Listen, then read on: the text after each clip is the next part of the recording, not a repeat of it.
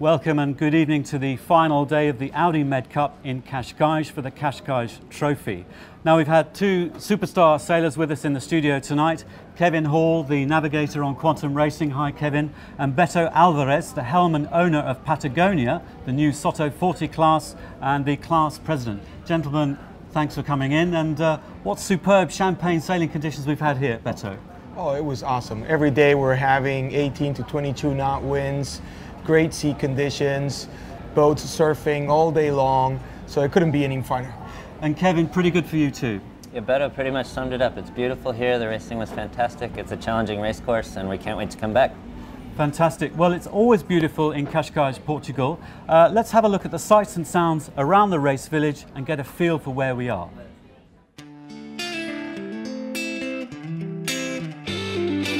Sailing and racing is not all at the Audi MedCup. The race village ashore offers activities for all ages wanting to be and see a part of the action. Some of the sailors are tested for physical strength in the village on the winch grinder game.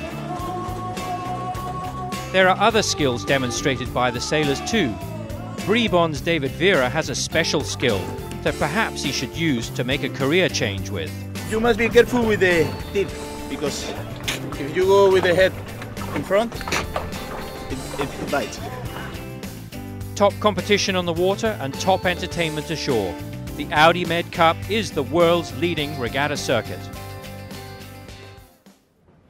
Now there's some pretty big news for this first regatta of the Audi MedCup series this year. A new class, the Soto 40. And it's great to have the class president here, Beto. Could you just first of all just tell us, what is this boat? Well, basically it's a 40-foot one design boat. It was a boat that was designed specifically for fast downwind conditions with no rating system in mind. So it was just, how can this boat go fast without any compromises? No compromises. Now let's look at the final day's action of the Soto 40 class and see how it went. The all-new Soto 40 class battled it out again today in the howling conditions and bright sunshine. It was tough but enjoyable sailing again for the Audi MedCup Junior class. Iberdrola did enough all day to maintain their overall lead.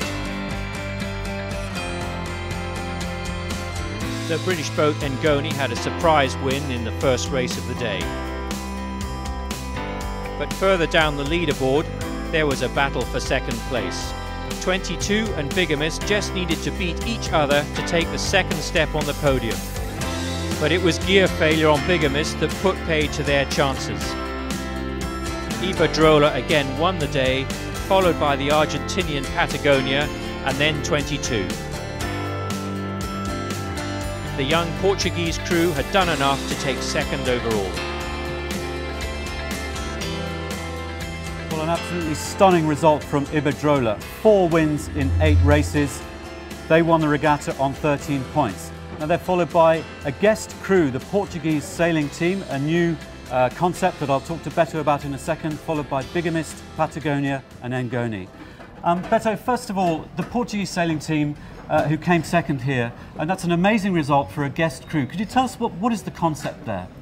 Well, basically the boat was done by being one design. The idea was you can't do anything to the boat at all. It is what it is once you get it. So that what it does do is basically gets the crew up to speed very, very fast. There's no secrets on the boat.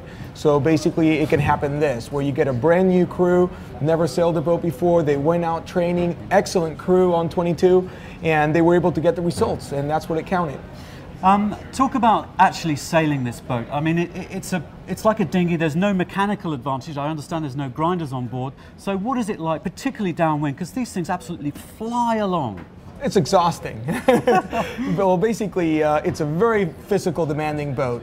So the idea was to bring costs down in the boat, and that's why we went away with the pedestals.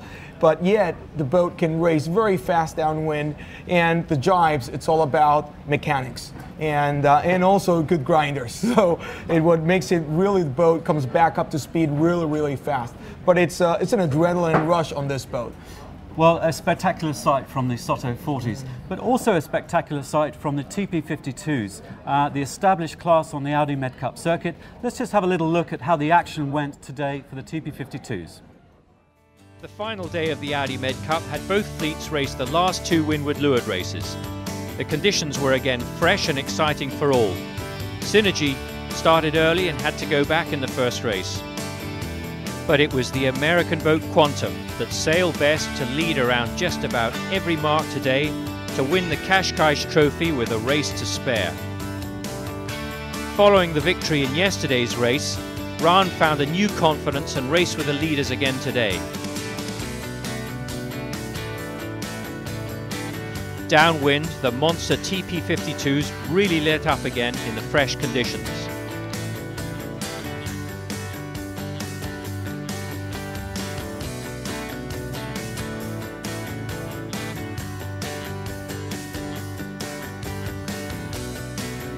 The last race was going to be a fight for second overall between Audi Azura Sailing Team and Container.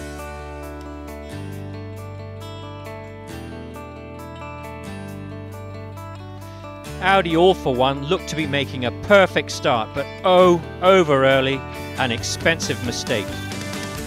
Quantum once again sailed hard and fought for the lead with Container. Audi Azura pushed too hard and made a crucial mistake, dropping their spinnaker too late, slowing them dramatically. This let Container take second place overall, behind the mighty Quantum.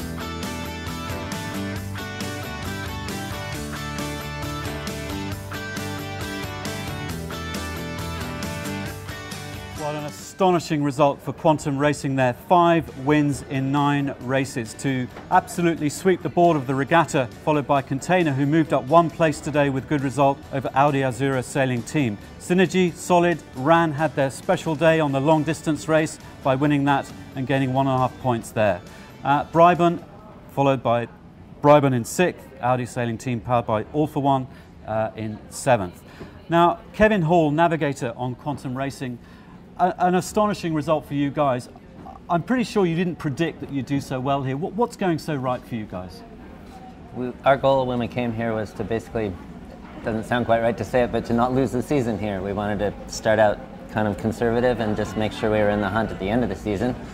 And as we got to the middle of the regatta, we realized the boat was going really fast, and if we let it do its thing, we had a good shot at winning. And so we just looked for pretty open lanes off the line, and Ada, our tactician Adrian Stead, had a great feel for the current, and so we kind of always knew where we were going, and the boat was fast enough to always get us there. I noticed on the TV Cat, and I have to say we barely kept up with you, doing sort of 18 knots, 19 knots downwind, but upwind on the upwind leg towards the top mark, you were making some pretty good calls on the ley lines for the top mark. How does that work amongst the team? What's the discussion? Some of it's just risk-reward around the other boats, and sometimes the shift comes your way. A couple days ago we had some bad luck on the downwinds. Maybe today we had a little good luck on the upwinds. It all worked out pretty well for us today. Okay, and last question, just going forward into the season, how do you feel coming off the back of this phenomenal result? We obviously feel good about the result, but we feel like there's a lot of hard work ahead of us. We know we're not getting everything out of the boat, and we know we can get tighter as a team, so we have that to look forward to.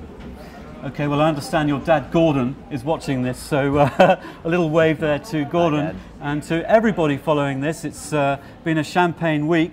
We're going to finish with the prize giving. The next event is in Marseille, June the 14th. But from us here in Cascais for the Cascais Trophy, it's been absolutely awesome, and we hope the season continues like this.